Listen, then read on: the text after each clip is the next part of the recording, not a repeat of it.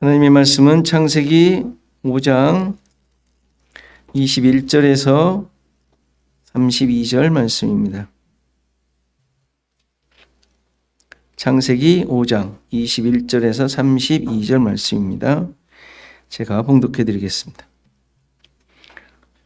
에녹은 65세에 무드셀라를 낳았고 무드셀라를 낳은 후 300년을 하나님과 동행하며 자녀들을 낳았으며 그는 365세를 살았더라. 에녹이 하나님과 동행하더니 하나님이 그를 데려가심으로 세상에 있지 아니하였더라. 무드셀라는 817세에 라멕을 낳았고 라멕을 낳은 후 782년을 지내며 자녀를 낳았으며 그는 969세를 살고 죽었더라. 라멕이 812세에 아들을 낳고 이름을 노아라 하여 이르되 여호와께서 땅을 저주하심으로 수고롭게 일하는 우리를 이 아들이 안위하리라 하였더라. 라멕은 노아를 낳은 후 595년을 지내며 자녀를 낳았으며 그는 777세를 살고 죽었더라. 노아는 500세 된 후에 셈과 함과 야벳을 낳았더라. 아멘. 우리는 지금 하나님의 약속을 따라 씨를 가진 자들, 아담을 통하여 약속하셨던 여인의 후손에 대한 이야기를 계속하고 있습니다. 이 후손은 예수 그리스도를 향하는 자손들을 의미하죠. 그 후손은 씨는 예수 그리스도니까 지금 이 수많은 족보에 나오고 있는 사람들이 계속 예수 그리스도를 향하고 있어요. 어디를 봐도 다 예수 그리스도가 발견되게 돼 있어요.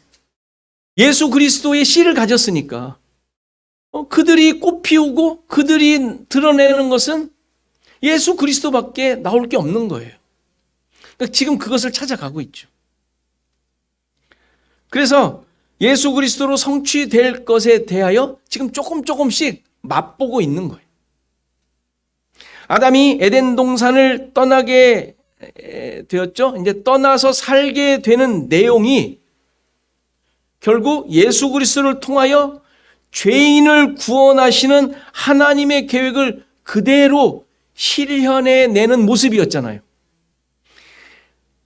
에덴을 떠난 게 저주고 벌받아 너는 이제 고생해서 죽도록 하면서 살아야 돼 라고 말한 게 아니라 그가 에덴을 떠나 땅을 섬기며 살게 되는 것이 예수 그리스도의 성육신 사건을 예표하는 거라고 말씀드렸잖아요.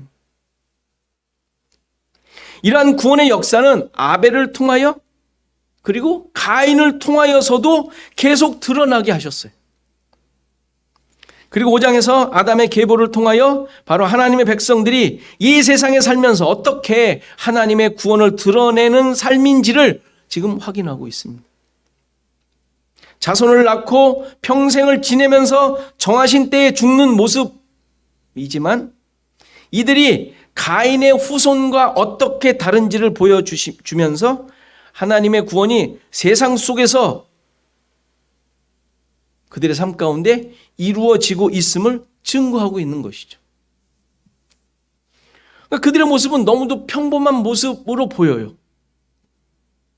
그러나 모든 과정이 하나님의 전적인 역사와 이끄심으로 살아간 모습이죠. 그 모습이 어떻다 그랬어요? 어떻게 표현합니까? 아들을 낳게 하셨고 이 세상을 하나님의 은혜와 인도하심으로 살도록 하셨고 그게 지내며 이러한 삶을 사는 자들은 또한 세상을 향하여 예수 그리스도의 죽으심을 본받아 자기 부인의 모습으로 사는 자들 죽었더라 로 드러낸 것이죠. 한마디로 말해서 내가 사는 것이 아니라 하나님의 주권적인 역사하심으로 예수 그리스도와 함께 사는 자들인 거예요. 지금 우리들의 말로 표현한다면, 우리들의 고백으로 표현한다면 너무 간단하죠? 우리들의 삶을 얘기하고 있는 거예요. 우리들의 삶을 꼭 꼬집어서 얘기하고 있는 거예요. 우리가 잊어버리고 살까 봐. 그냥 어쩌다 보니 나왔어요? 살고 있는 거예요? 그게 아니라는 거예요. 그게 아니라. 그 족보에 여러분들이 있잖아요. 지금 계속 있는 거예요. 이러한 아담의 자손 중에서 오늘 읽은 에녹은 우리가 잘 아는 사람 중에 하나죠. 그렇죠? 왜 잘할까요?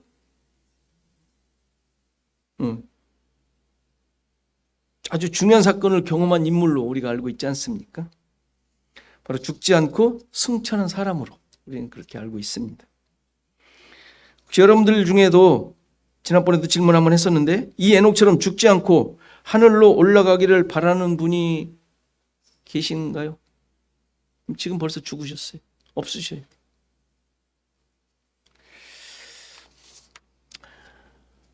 그런데 이 에녹의 모습은 흔히 우리가 생각하는 대로 하나님과 동행하더니 육신을 가지고 승천한 사건을 보여주는 것이 아닙니다.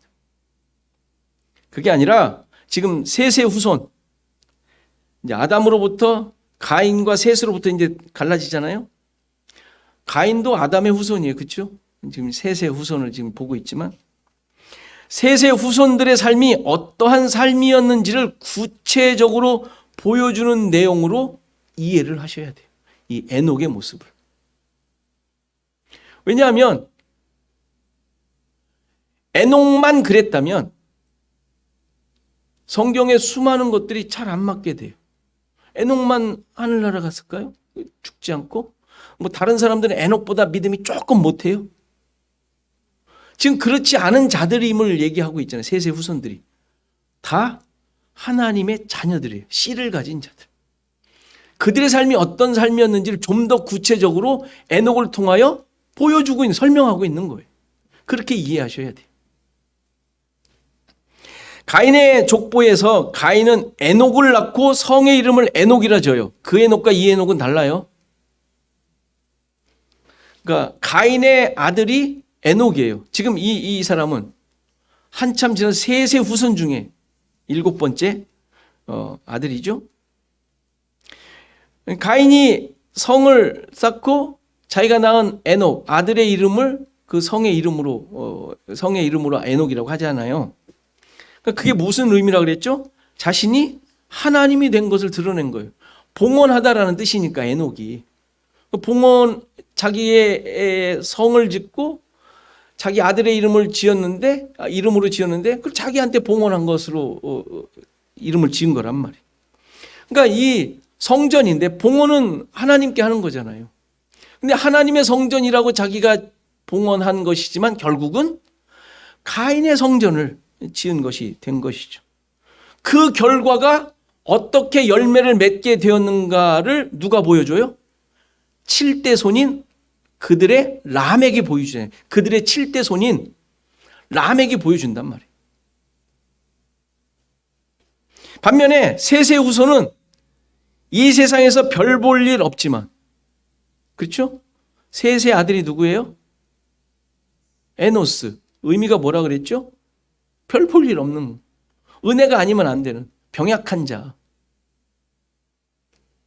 그러니까 그런 자들로 계속 사는 것 같지만 그들은 여호와의 이름을 부르며 하나님의 주권적인 이끄신 가운데 낳고 지내며 죽었는데 그 열매가 어떻게 나타났는지 7대 손인 에녹이 보여주고 있는 거예요.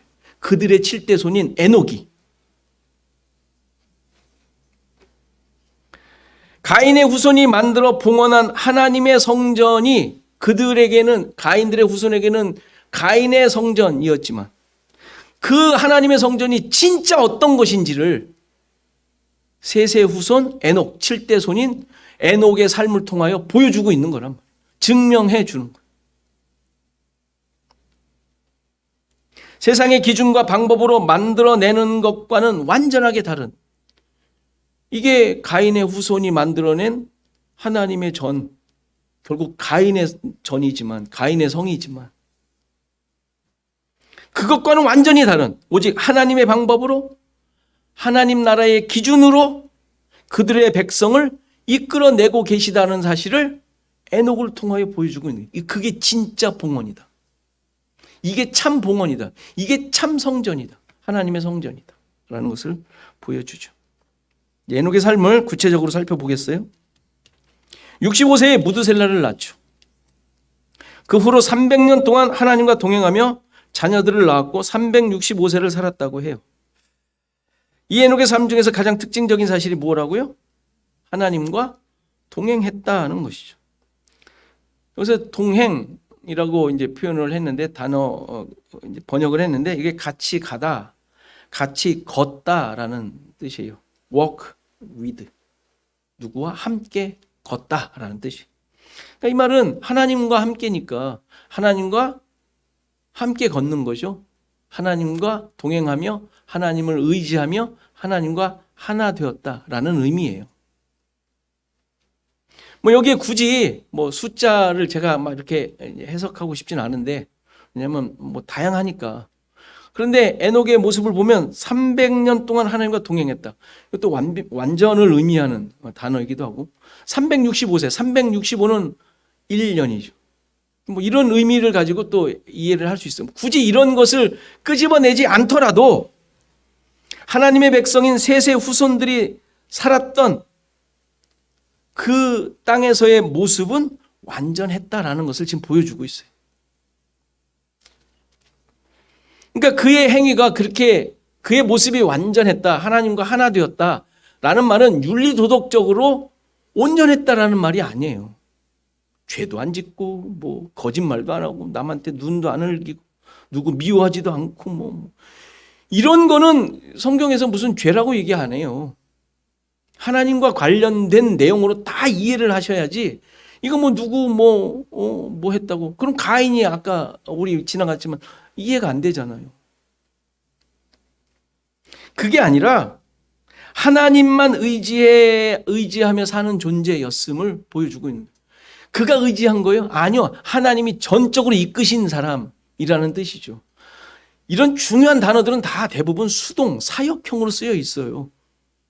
뭐 제가 문법을 잘 몰라서 발견되는 것만 말씀드리는 것 뿐인데, 아무튼 지난번에 봤지만 낳다라는 게 내가 낳은 게 아니잖아요. 낳게 하셨다라고 분명히 그런 형을 쓰는 거 보면 하나님과 관련되어진 내용들로 모든 걸 다 해석을 하셔야 돼요. 이해를 하셔야 돼요. 이 동행했다는 말의 의미는 노아를 보면 좀 더 분명하게 알 수 있습니다. 뒤에 나오는 6장 9절을 보면 노아는 의인이요 당대의 완전한 자라 그는 하나님과 동행하였다라고 보고하고 있죠. 노아에 대한 설명이에요. 그러니까 노아에게도 동행했다, 하나님과 동행했다라고 얘기하죠. 똑같은 표현을 하고 있는데, 근데 그에게 대해서 동행한 모습을 또 추가해서 설명하고 있는 게 의인이며 완전한 자라고 얘기를 해요. 의인이며 완전한 자라는 표현을 죄인인 이 세상에 존재하는 자들에게 이게 있을 수 있는 표현이에요? 아니잖아요. 성경 어디를 봐도. 그렇죠? 의인은 없다고 아예 선언을 하셨죠. 근데 노아에게 하나님과 동행한 자인데 그가 의인이었고 완전한 자였다. 이거 뭐 엄청난 표현을 하고 있죠. 근데 어떻게 이럴 수가 있었을까요? 그 앞에 8절의 이유가 나오죠. 노아는 여호와께 은혜를 입었더라라는 말이 나와요. 여기서 이 표현도 좀 원어적인 표현을 한다면 여호와께라고만 했는데 여호와의 눈에서라는 뜻이에요. 눈. 하나님께서 눈이 있나요? 그리고 은혜는 좋은 것, 은총, 뭐 아름다움이라는 뜻이고 입었다라는 말은 찾았다, 만났다, 뭐 깨달았다 이런 뜻이에요. 그러니까 노아는 하나님께 은혜를 입었다라는 말을 좀 더 원어에 맞게 번역을 한다면 노아는 하나님의 눈에서 은총, 호의, 좋은 것을 찾았더라 이 말이에요.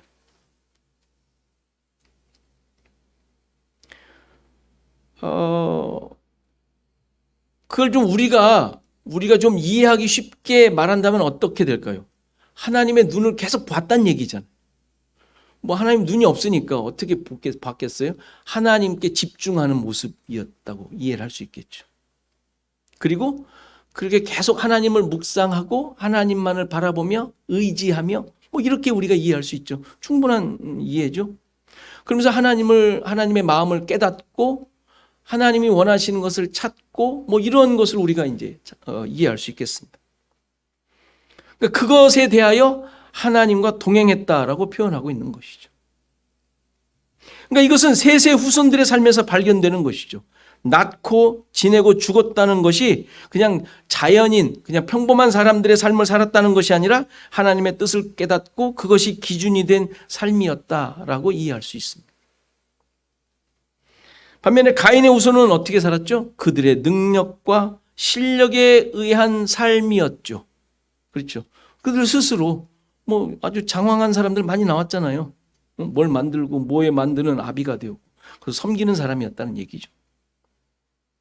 근데 그런 것에 비해 지금 셋의 후손들은 그들의 능력이나 그들의 장점, 잘하는 것이 아닌 오직 하나님의 주권에 사로잡힌 삶을 살고 있었다라는 것을 말해주고 있죠. 그러니까 이런 자를 의인이며 완전한 자라고 말하는 거예요. 그가 그냥 올곧게 그냥 뭐 저 사람은 참 법 없이도 살아 이런 모습으로 산 게 아니라는 얘기. 이것을 히브리서에서는 믿음으로 산 자, 믿음으로 어떻게 살았다라고 얘기하잖아요. 그 믿음으로. 믿음으로의 반대말이 뭐라 그랬죠? 그래서 행위로. 믿음으로라는 말의 반대말이 행위로라는 뜻이에요. 그래서 자기의 의지와 자기의 능력과 자기의 기준을 가지고 사는 거, 행위로. 그러니까 히브리서 11장에 나오는 사람들은 그것이 아닌 자로, 은혜로, 이게 믿음으로라는 뜻이에요.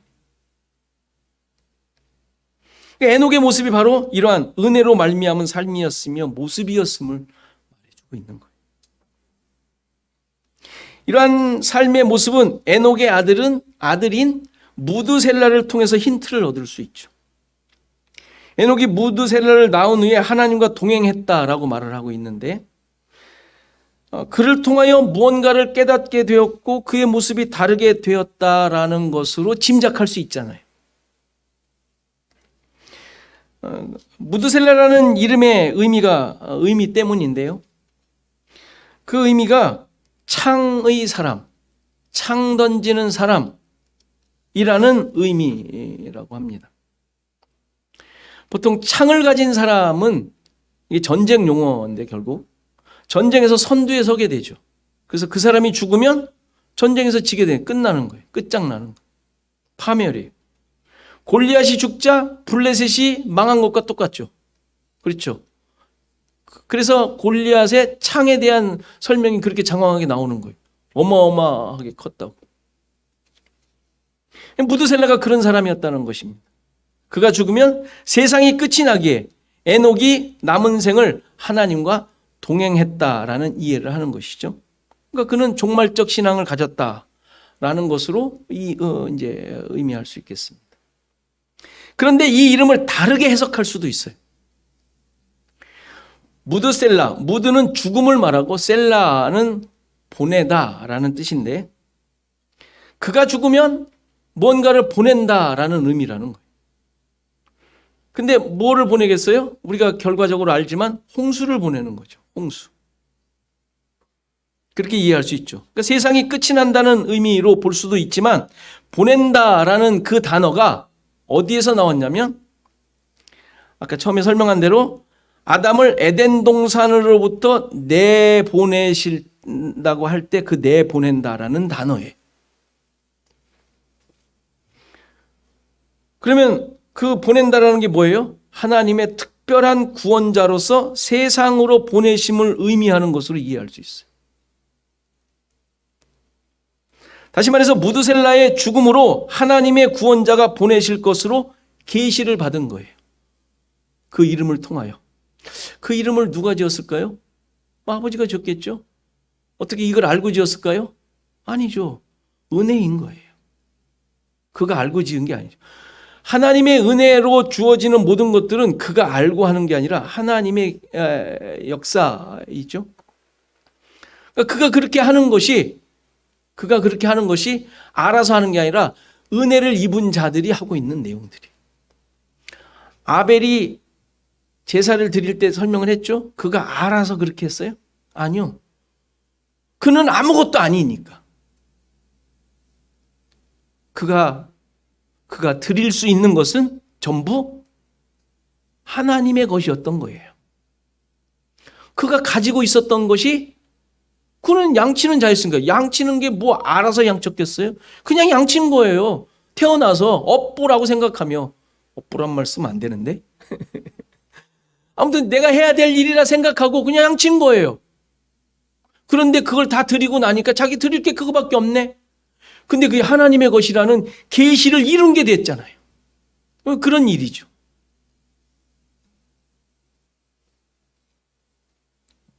그러니까 무드셀라를 통하여 하나님의 계시를 그는 어떻게 그냥 이해하게 되었고 그것을 이루는 자가 되었던 것이죠. 이 사실을 뒷받침하는 구절이 있죠. 유다서 1장에 14절을 보면 아담의 7대손 에녹이 이 사람들에 대하여도 예언하여 이르되 보라 주께서 그 수만의 거룩한 자와 함께 임하셨나니 이는 뭇사람을 심판하사 모든 경건하지 않은 자가 경건하지 않게 행한 모든 경건하지 않은 일과 또 경건하지 않은 죄인들이 주를 거슬러 한 모든 완악한 말로 말미암아 그들을 정죄하려 하심이라 하였느니라. 그렇죠? 에녹이 이러한 선지자적 역할을 했다라는 얘기예요. 놀랍지 않습니까? 16절 이 사람들은 원망하는 자이며 불만을 토하는 자이며 그 정욕대로 행하는 자라 그 입에서 자랑하는 말을 하며 이익을 위하여 아첨하느니라. 가인의 후손들의 모습인 자들이죠. 자기 마음대로 하는 자들. 그러니까 에녹 시대의 상황이 이러한 상황들이었다라는 이야기죠. 경건하지 않은 자들이 가득한 시대에 심판의 소리를 그는 증거하고 있었어요. 어떻게 해요? 하나님의 계시를 깨닫고 어떻게? 무드셀라를 통하여. 그래서 14절을 보니까 보라 주께서 수만의 거룩한 자와 함께 임하셨다라는 선언을 하죠. 뭐 신앙 고백 아니겠어요? 주께서 수많은 거룩한 자와 함께 임하셨다. 이거 뭐 계시록에서 보던 내용 아니에요? 주님의 오심에 대한 환상을 보고 있는 모습 아닙니까? 이렇게 에녹은 하나님의 뜻을 분명하게 깨달았고 당시 타락한 자들을 향하여 심판과 구원을 선포했던 거예요. 그러니까 아들로 인하여 에녹은 이렇게 하나님과 동행하는 삶을 살았던 것이죠. 하나님의 뜻을 깨닫고 사는 자들, 하나님의 말씀을 그의 삶을 통하여 드러내고 있는 자들. 그럼 그렇다고 지금 이 에녹이 시한부 종말론자처럼 살았을까요? 300년 동안 구원받은 자로 살았잖아요. 그렇죠? 시한부 종말론자처럼 살았을까요? 흰옷 입고. 그의 300년 동안의 삶의 모습에서 아주 중요한 묘사가 하나 나오는데 오늘 읽은 우리 본문 중에서 하나님과 동행하며 그가 뭐 했다? 자녀를 낳았대요. 이런 계시를 만일에 깨달았다면 여러분들 같으면 자녀를 많이 낳겠어요? 뭐 다른 사람들보다 좀 덜 낳지 않겠어요? 낳다 하더라도? 일은 끝난다는데 그렇잖아요. 그런 지금 계시를 받았는데 구원자를 보낸다는데 이 세상이 이제 끝난다는데 자녀를 낳으면 안 낳는 게 좋죠. 이 험악한 세상. 뭐 지금만 험악한 세상이에요? 지금 보니까 그때도 험악한 세상이었네.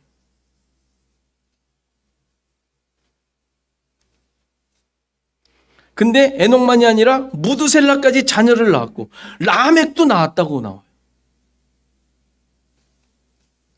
이제 세상이 끝날 것으로 알고 있는데 이래도 될까요? 라멕은 홍수 전에 죽습니다. 한 5년 전쯤에 나이를 따져보면. 무드셀라는 여러분들 잘 알다시피 홍수 나던 해에 죽어요. 홍수로 죽은 게 아니라 홍수 낳기 전에 죽어요. 아니, 자기들은 홍수에 죽지 않고 나머지 자녀들은 다 홍수에 죽었다는 얘기예요.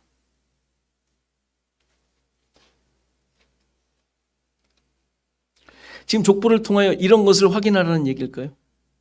그런 게 아니죠. 지금 족보가 그 얘기를 하려는 게 아니죠. 셋의 후손들, 하나님의 백성들에 대해 그들을 하나님께서 어떻게 이끄셨는지를 보여주고 있는 거예요. 어떻게 하셨습니까? 그들과 동행하셨어요. 홍수에 죽으면 어떻고? 홍수 전에 죽으면 어떻습니까? 그 죽음이 중요한 건 아니죠. 하나님과 동행하고 있느냐? 하나님께서 동행하셨느냐? 하나님과 하나가 되어 세상을 살아가고 있느냐? 지금 그것을 보여주고 있는 거예요. 설명하려고 그러는 거예요.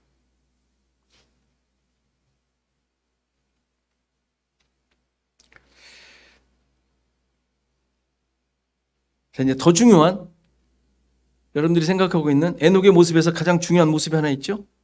하나님과 동행하더니 하나님께서 그를 데려가셨고, 그래서 세상에 있지 않았다라고 또 설명합니다.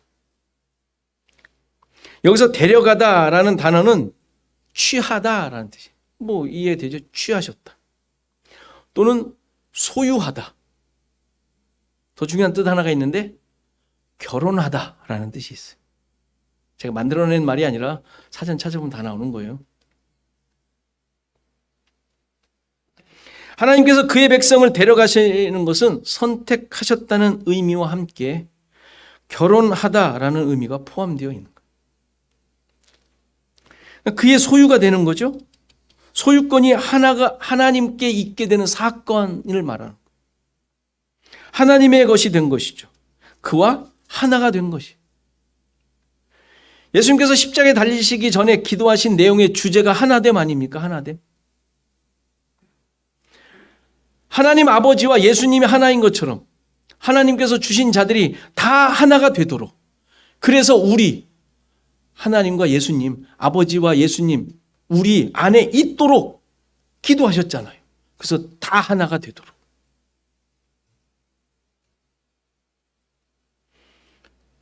아버지와 예수님이 하나, 그리고 예수님께서 주신 그들도 하나, 다 하나님 되는 거예요. 다 신적 존재가 되는 거예요. 그것을 예수님이 기도하셨어요. 이 기도가 어떻게 이루어지게 되죠? 이루어집니까? 안 이루어집니까? 아직 멀었습니까? 이루어졌죠? 십자가 사건으로 성령께서 오심으로 이 기도의 내용이 성취가 되죠. 지금 에녹을 통하여 하나님께서는 이러한 구원의 내용을 계시하고 있는 것이고 그의 백성들에게 이루어질 것을 보여주고 있는 거예요. 따라서 하나님께서 데려가심으로 세상에 있지 아니하였다는 말은 하나님과 하나됨으로 이 세상과 상관없는 자가 되었다라는 의미인 거예요. 세상에서 존재 가치가 없는 자가 된 것이죠. 왜요? 하나님과 하나 되었으니까. 하나님과 하나 되었으니까. 하나님과 하나 되면 그 존재는 어떤 존재? 신적 존재. 내가 무슨 신적 존재? 아니요, 성경이 그렇게 약속하고 있고 그렇게 이루셨다고 얘기하고 있잖아요. 나는 아직 아닌 것 같은데 반신반인이에요? 그런 건 없어요. 그런 건 없어요. 성경에서는 그런 건 없어요. 성취되는 거예요. 여러분들 지금 하나님의 백성 되어가고 있어요? 아무튼 그런 거예요 아직? 아니죠? 세상에 있지 아니하였다라는 말은 이제 의역한 건데 세상이란 말도 없고 그냥 nothing이라는 뜻이 그 단어 하나예요. 그는 nothing이다 이렇게 되어 있어요. 없어졌다 이 말이 아니라 뿅 이게 먼지를 풀이고 싹 없어졌다 이게 아니라 nothing이라는 뜻이에요. nothing. 그런 단어예요. 아무것도 아니다 라는 단어죠. 그러니까 하나님과 그가 하나가 되니 그는 아무것도 아닌 것이 되었다라는 의미예요. 뭐 뿅 하고 없어졌다는 뜻이 아니라. 이것은 앞서 다른 많은 사람들이 죽었다라고 표현한 말의 의미인 거예요. 신자들의 본질적 모습을 말해주는 내용이죠. 여러분들이 이 세상에서 아무것도 아닌 존재예요. 맞습니까? 오직 하나님만을 위한, 그분을 기쁘시게 하는 것만을 위한 삶을 사는 존재 아닙니까? 무엇을 하든지 하나님의 영광을 위하여 한다고 우리가 늘 고백하지 않습니까? 하나님의 영광이 뭐예요? 자랑거리? 봐라 이 자식들아, 이거예요? 그게 영광이에요? 나를 못 살게 굴고 나보다 재수없던 그 어떤 누구에게 자랑하려는 게 그게 하나님의 영광이에요? 우린 다 그걸 그렇게 생각하잖아요. 또 그거 꼴 보기 싫다고 또 무슨 또 폭로하고 그러더라고요. 내가 괴로웠다고. 그게 하나님의 영광일 수는 없잖아요. 그런 것들이 하나님의 영광일 수는 없잖아요. 설사 여러분들이 가지고 있다 하더라도, 얻었다 하더라도. 영생을 가진 자, 사망에서 생명으로 옮겨진 자, 하나님께서 데려가신 자들이죠. 요한복음 5장 24절. 내가 진실로 진실로 너희에게 이르노니 내 말을 듣고 또 나 보내신 이를 믿는 자는 영생을 얻고 있고 좀 이따 얻을 것이고 얻었고 심판에 이르지 아니하나니 사망에서 생명으로 옮겼느니라. 이미 끝난 자들이. 여기 사람이 아니라는 말이죠. 여기 사람들이. 이 세상 사람들이 아니라는 얘기 아닙니까? 더 정확한 표현이 있어요. 에베소서 2장 5절. 허물로 죽은 우리를 그리스도와 함께 살리셨고 너희는 은혜로 구원을 받은 것이라. 6절. 또 함께 일으키사 그리스도 예수 안에서 함께 어디에? 하늘에 어쩌다고요? 앉히셨다. 하늘에 앉아 있는 자들이에요. 하늘에. 예수 그리스도와 함께. 에녹이네요. 에녹. 하늘에 앉아 있는 자들이. 하나님께서 이끄셔서 일으키셔서 그리스도 예수 안에서 하늘에 앉히심으로 여기 있지 않은 자들이에요. 여기 있지 않은 자들. 여기에는 아무것도 아닌 자들. 여기에서는 아무것도 아닌 자들이라고 설명하고 있잖아요. 에녹만이 아니라 허물로 죽었다가 그리스도와 함께 살리심을 받은 자들이 다 이렇다라는 것 아닙니까?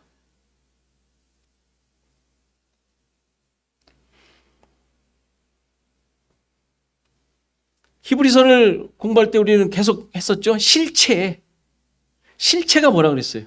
위에 거. 그게 실체라 그랬잖아요. 여기 거는 허상. 그게 허상이라는 게 허상. 이게 멀쩡한데 꿈 아닌데? 네, 맞아요. 그런데 그게 실체라고 그러잖아요. 하늘에 있는 게.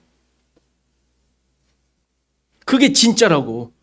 그것을 가지고 있는 자라고 분명히 히브리서에서 얘기하잖아요. 예수 그리스도의 생명을 가진 자들이 어떤 존재인지를 분명히 말해주고 있는 것이죠.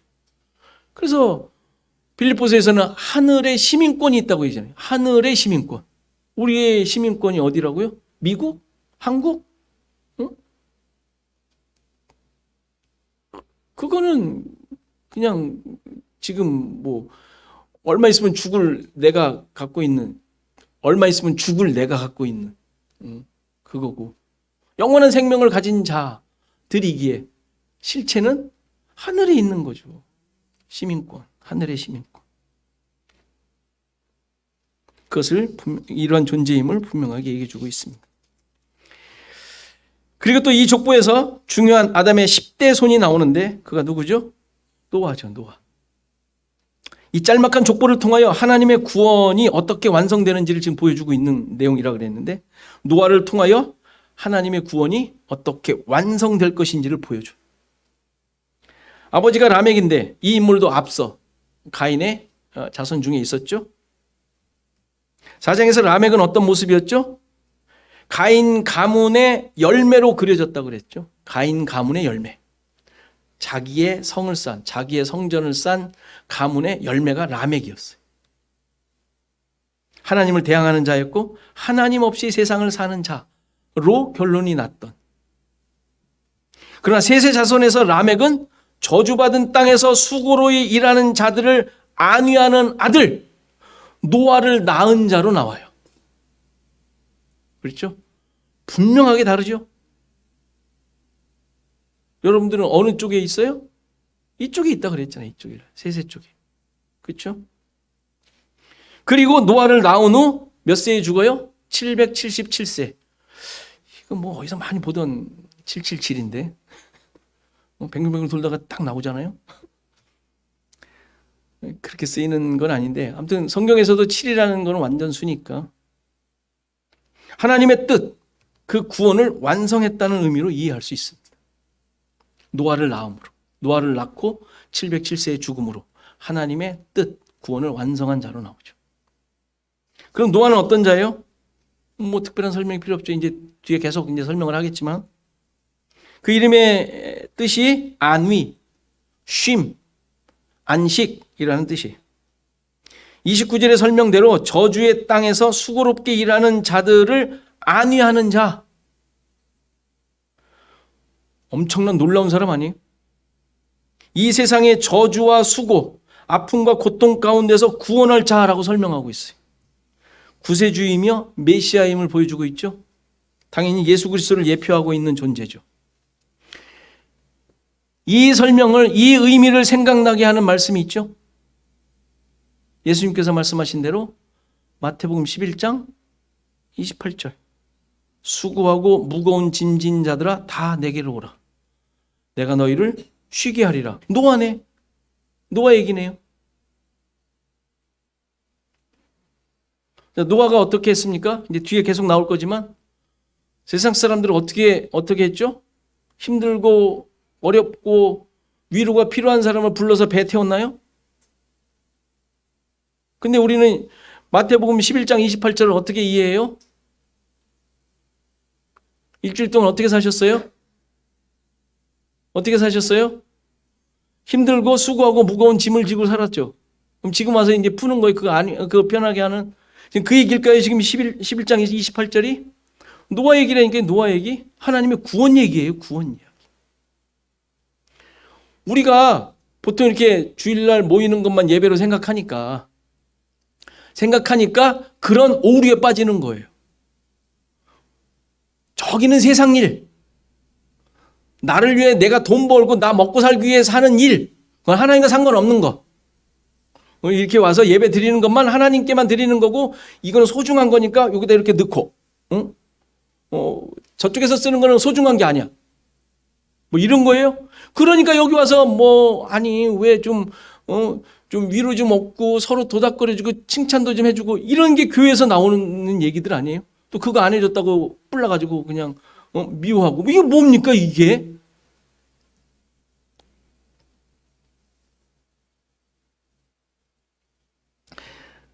수고하고 무거운 짐진 삶을 살고 있는 세상을 향하여 나에게 오면 편하게 된다. 이 얘기가 아니라 노아를 통하여 이 예수님의 안식. 예수님의 안식하게 하심. 예수님의 안식하게 하심이 뭐예요? 구원. 십자가로 말미암은 구원. 그거를 지금 노아를 통하여 계시하고 계시는 거예요.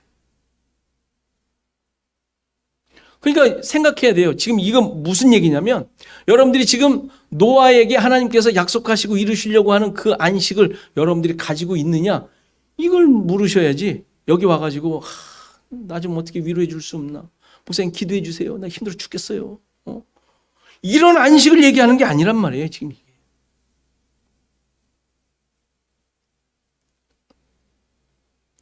고달픈 세상살이 힘든 상황 속으로부터 얻는 그 쉼을 얘기하는 게 아니란 말이에요. 그러니까 이렇게 모였다고 막 그런 거에 뭐 힘들게 살았다는 얘기는 승리했다는 얘기예요. 그 가운데에서 믿음으로 살았다고 스스로 말하기는 조금 뭐 이상할지 모르지만 아닌 것 같지만 그럼에도 불구하고 지금 살아왔다는 얘기잖아요. 그게 믿음으로 산 증거라고요. 힘드니까 나 위로해 주세요가 아니라 여러분들 힘든 가운데 살아냈잖아요. 하나님이 함께 하심으로. 그 위로는 왜 생각 못 하세요? 이미 여러분들 가운데 있으므로 그 모든 것들을 견뎌냈잖아요. 그 사람 안 죽이고 안 때리고 그거 다 내팽개치지 않고. 왜 그랬어요? 진짜 쉼이 여러분들 가운데 있었기 때문에 안식이 하나님 주신 안식과 평안함이 있었기 때문에 그렇게 한 것 아니에요? 좀 더 생각해 봐야겠어요? 생각해 보세요. 해도 그게 있기 때문에 그러는 거예요. 그게 하나님과 동행하심 아니에요?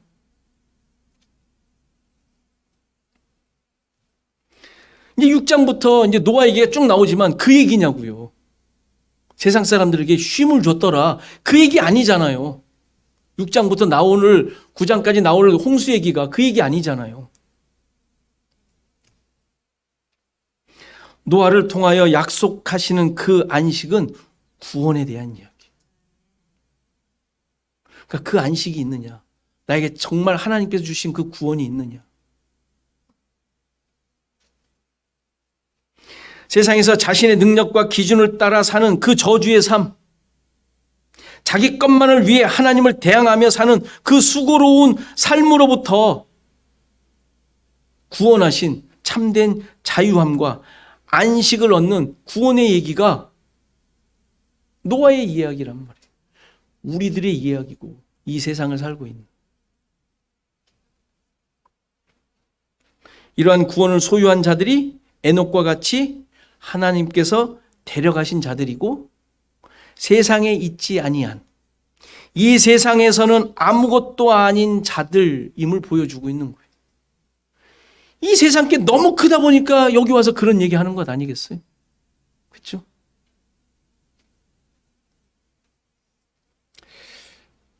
그러니까 다 내팽개치고 뭐 이런 게 아니죠. 열심히 하세요. 열심히 하세요. 거기서 진짜 발견할 것들이 무엇인지를 생각하며 열심을 다하시라고요. 내가 누구인지를 알고 열심을 다하시는 거예요. 그 현장 아닙니까? 여러분들이 열심을 다하는 현장이 그 현장 아니에요? 아무것도 아니라고 다 내팽개치고 그래 나는 흰 옷 입고 뭐 이게 아니잖아요. 방주 만들래 이게 아니잖아요. 여러분들에게 주어진 하나님께 주신 진정한 평안, 안식, 쉼, 위로, 안위가 여러분들의 삶 가운데 정말 풍성하게 넘치시기를 간절히 바랍니다.